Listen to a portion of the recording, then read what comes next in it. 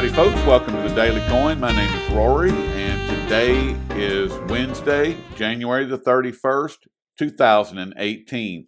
And I have the very distinct honor and great pleasure of welcoming back someone that I truly admire, a person that is a true patriot and voice of the liberty movement. And he is the Secretary Treasurer of GATA. That's Mr. Chris Powell. Chris, welcome back to the Daily Coin. Well, thanks, Rory, but I think you got to get out more. No, the conversations that you and I've had in the past, those words ring true, and that's just how I feel about it. So I'm not going to. Well, I appreciate it. Not going to change my mind. We have a lot to cover. We've got a lot going on. We had some good news the past couple of days, and that is there were some arrests made. And what were they arrested for? Oh, that would be gold market manipulation, something that GATA is well versed in. And there were 3 of the too big to jail banks that were implicated. And what's your take on what's happening, Chris? Are we going to see more of this? Are these just patsies and scapegoats for the big fish, or what's your take? Well, I'm certainly glad that there is formal acknowledgement here, not only on the government side, but on the side of the banks that were charged and settled and admitted wrongdoing, which is Deutsche Bank, HSBC, and UBS, that they have been rigging the monetary metals markets using spoofing and other computerized techniques. I mean, people really can't deny this market manipulation anymore. Not only did the banks admit that their people were manipulating the market, the banks admitted that they would pay millions of dollars in fines, and several of their former traders were charged criminally. The problem I have with this is that none of this directly implicates any governments in the manipulation of the market, and the reason why it doesn't is because it's perfectly legal under United States law for the U.S. government to rig any market in the world surreptitiously. The Gold Reserve Act of 1934 establishes this through the Exchange Stabilization Fund. You can look it up on the Treasury Department's internet site. It is perfectly legal for the U.S. government to rig markets surreptitiously. It's presumably legal for the U.S. government to rig markets through intermediaries. The logic of this week's case is that Deutsche Bank, HSBC, and UBS were rigging markets here, not at the behest of the U.S. government, which is not to say that they or other banks don't rig markets on behest of the government, but at least in these circumstances, it was not the government that was the real party in interest in market rigging. But here there is another admission by too big to fail banks that they were rigging the monetary metals markets. And there have been some arrests, as you noted, which is, progress, because there's hardly ever any arrests for misconduct by the big banks, even when the government finds that they've done something wrong. So this case makes it harder for people to say that there's no manipulation of the monetary metals markets, but it doesn't fully satisfy me, because GATA's work has been largely to show that the real party in interest in monetary metals market manipulation is government. So you think that we're going to see more arrest, or do you think that this is fed the beast? They said, "Here you go. We've got some people in jail. We've got some banks that have admitted to it." And as you pointed out, the Exchange Stabilization Fund, the ESF, makes rigging of any market perfectly legal here in the United States and around the world, and on behalf of the United States government. So where does it go from here, do you think, Chris, or is this the end of it? Well, I don't know. I'd like to see more prosecutions of the banks and their traders, just to make the point harder to deny that this rigging is going on. But I don't know whether that will happen or not. I would like to see what happens to the class action antitrust lawsuits against the banks for metals market manipulation in New York. Those lawsuits have been put on hold at the request of the U.S. Justice Department. The Justice Department claims to be undertaking its own investigation of monetary metals market rigging by the parties being sued in the class action suits in New York. Now, the Justice Department was involved in the case that was resolved or brought this week, just as the Justice Department has intervened in the civil lawsuits in New York. And I have to wonder whether this week's case will prompt the Justice Department to go back to the judge in New York and say, okay, we're done with our own investigation. The discovery in the antitrust case in New York can continue, but that has not happened yet. It's possible that will happen. It's possible the Justice Department will claim to be continuing to investigate monetary metals market rigging, and will try to keep the antitrust cases on hold in New York. I've long suspected that the real interest of the Justice Department in suspending the discovery process by the plaintiffs in New York has been to prevent any disclosure that the U.S. government is the real party in interest behind some of this market rigging, that the U.S. government is trading the metals markets through intermediaries. We know from the filings of CME Group, the futures exchange operator in the United States, filings made with the Commodity Futures Trading Commission and the Securities and Exchange Commission, that CME Group is offering trading discounts to governments and central banks for trading all futures contracts in the United States. So I think it's a fair belief that governments and central banks are secretly trading all futures in the United States. That's established by filings with the CFTC and the SEC. The CME Group's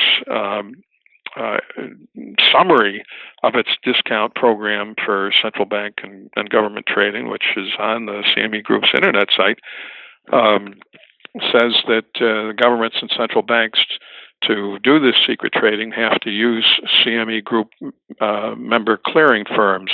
So, that says that there are intermediaries trading for governments in the futures markets in the United States. I imagine, some of them are not prosecuted precisely because they're trading on government behalf, but we can't get the financial press to ask questions about this.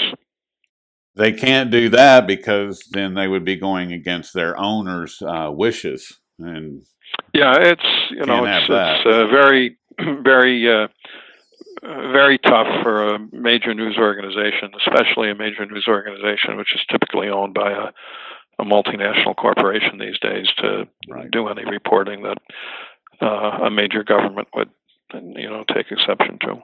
Right, and that's why they're trying to keep you and I from having this conversation, and to keep, they can't stop us from, at this point, they can't stop us from having the conversation, but they can mitigate the damage that it does by keeping it in a smaller and smaller group of people, not allowing it to get out and run wild. And as long as the government controls the major financial news organizations, they will probably be safe.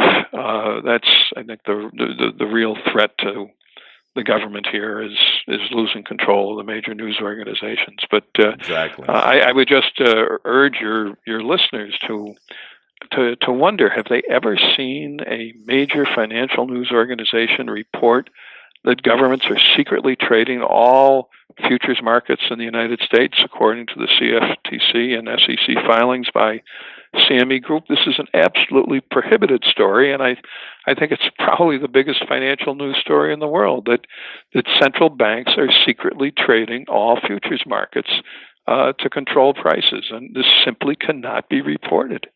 Then people would be upset. They would know the truth, and they would know just how controlled their life actually is, just how much government control there is over every single action that they take. And yeah, we would have to give up the pretense of free markets. People would have to acknowledge that no, we don't have free markets. We basically have a totalitarian system that is very carefully disguised.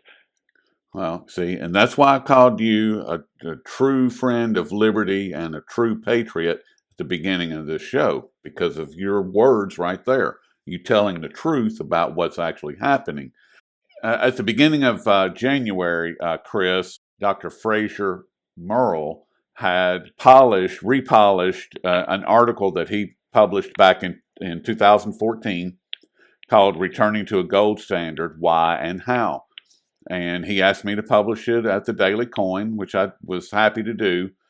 And I sent it to you, and you came back, you replied back to my email and said, GATA doesn't really support a gold standard. And you and I have never discussed that either privately or on the show. And I wanted to get your take on how you see, or how GATA sees, gold getting back into the monetary system if it's not through a traditional gold standard type of means. Yeah, this is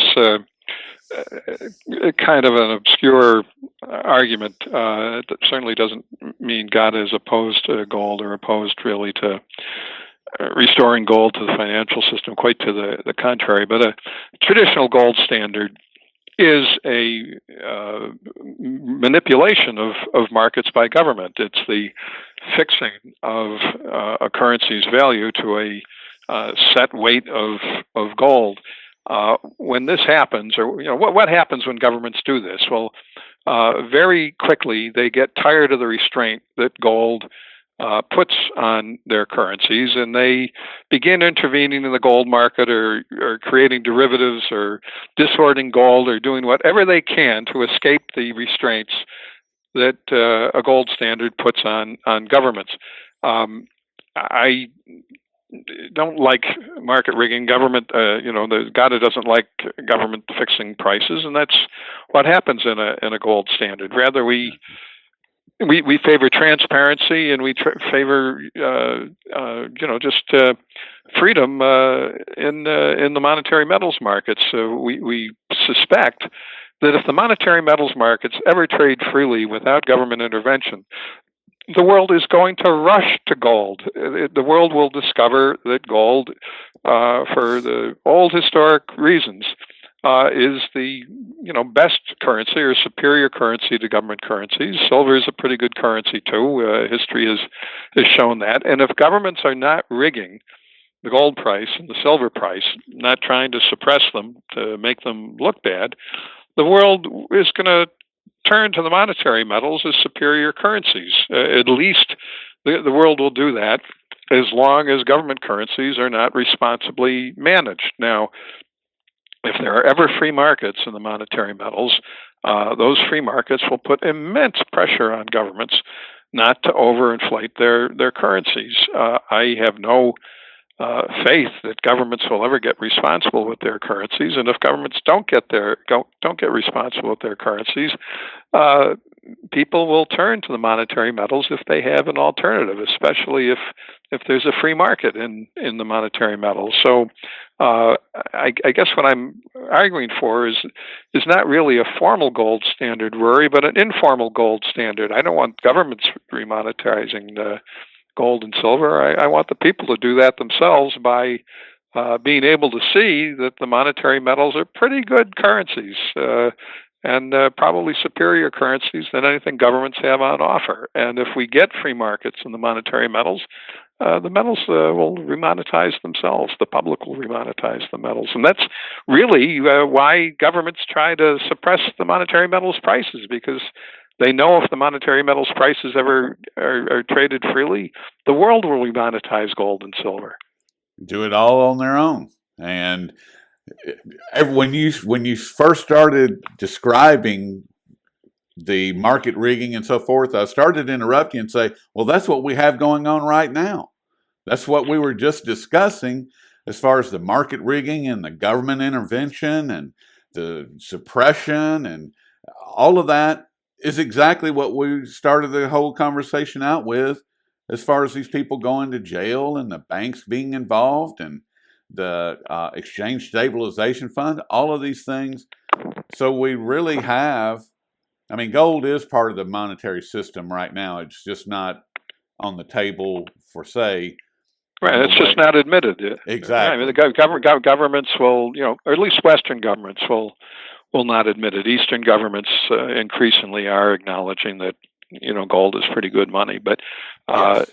gold and silver will remonetize themselves in a free market, which is precisely why governments are rigging the market. They know that is the momentum of history. It's the momentum of markets. It's the momentum of human nature. If governments ever take their foot off the monetary metals, the people will grab them. Yes, they will. Just like what we have seen, just like what we saw in the second half of 2017 with the cryptocurrencies, when they just went completely ballistic. People were grabbing for whatever is outside of the fiat manipulated currency system. And now we see all the governments coming, not all maybe, but many governments figuring out how can we shut down these currencies that are outside our control. And that's why they're moving against the cryptocurrency exchanges and trying to get all the transactions reported. Of course, because the medium of exchange is the lifeblood of government. It's the lifeblood of government power. If people ever have a medium of exchange outside government control, my God, they'd be free people. Exactly.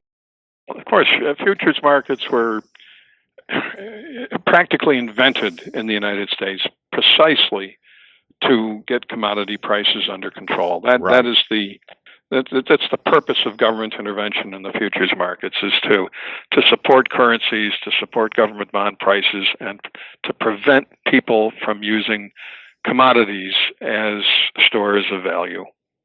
And that's it. And last thing on my mind, Chris, is you just released over at over Coin.org. You released an article earlier today about the Perth Mint releasing a gold-backed cryptocurrency. This is the latest. There are several of them that are out there. There's Zen Gold, there's 1 gram, there's OralCrypt, there's Gold Mint. The list goes on from there.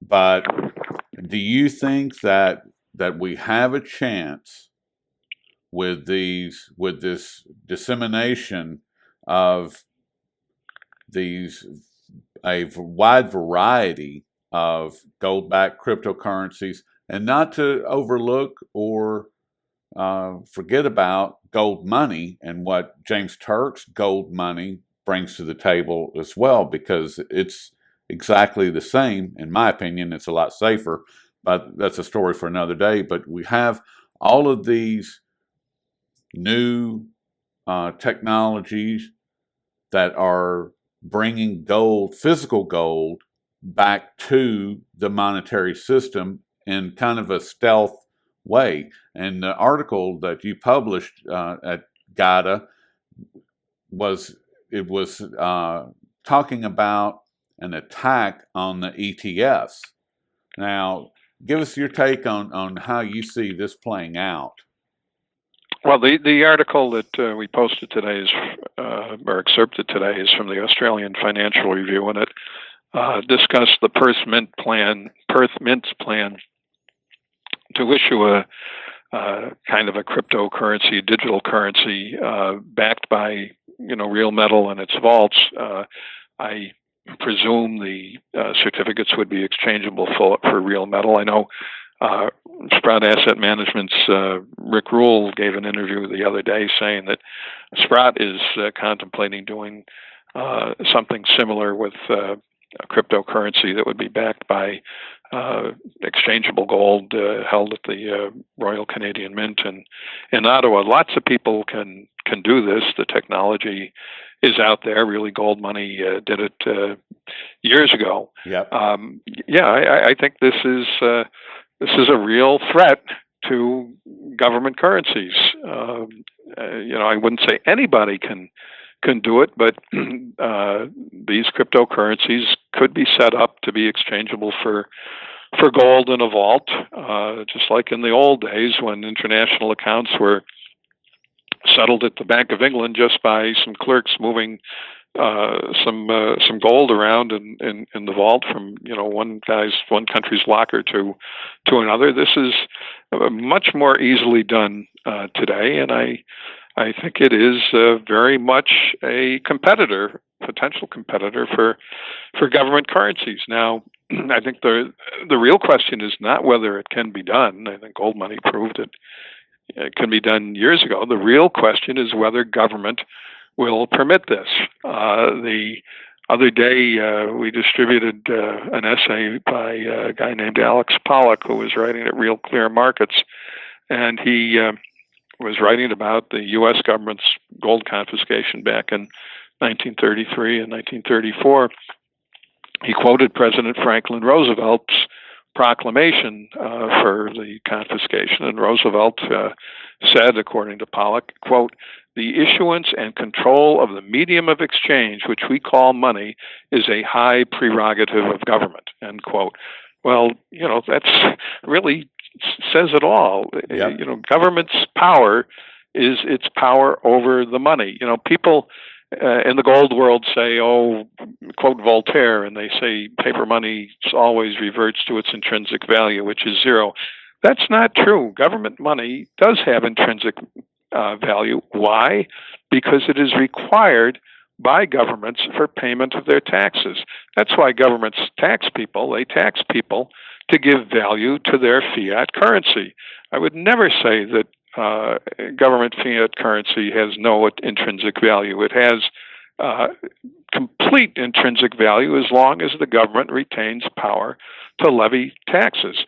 Control of the money is the first power of government.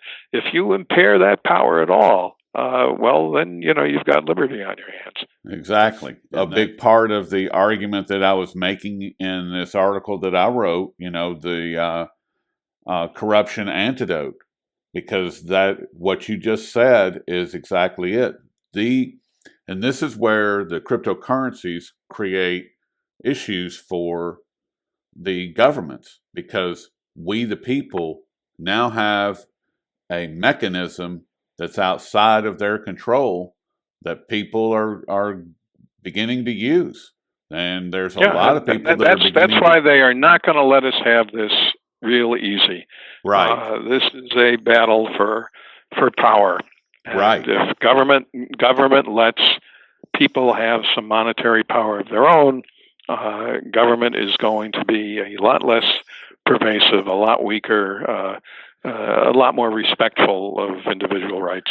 Right. You're going to have liberty and peace breaking out all over the place, and we just can't have that. You're right, though. I mean, wars will be a lot harder to finance. I mean, typically wars are financed by monetary debasement, and we have just too many of these stupid, half-hearted imperial wars always going on, and they go on only because people are not taxed directly for them. They're taxed for them indirectly through monetary debasement, through power and coercion. Period. That's the way that they get it. They don't, because we wouldn't pay it unless we were forced to, and that's people. Listen, I know if I had a choice, I wouldn't be paying another dollar for Afghanistan, and that's been going on for 18 years now. I mean, I mean, all the treasure that's been poured down that toilet, but the rest of the world is paying for that because the dollar is the world reserve currency, and Exactly. the other countries have to have dollars to conduct international trade, and so they buy our bonds, and they trade them back to us, and I think the world is slowly waking up to this, and gold is going to be the mechanism of the liberation because it is the only other potential world reserve currency that's neutral. Yep. And I've said for a long time, and I've gotten a lot of flack for it, but I will continue to say it, is that gold throughout all of history has been the only asset to show the fortitude to stand up to governments and banks, period. If there's another one, please tell me about it. I will be more than happy to look at it. I will be more than happy to hear out your argument.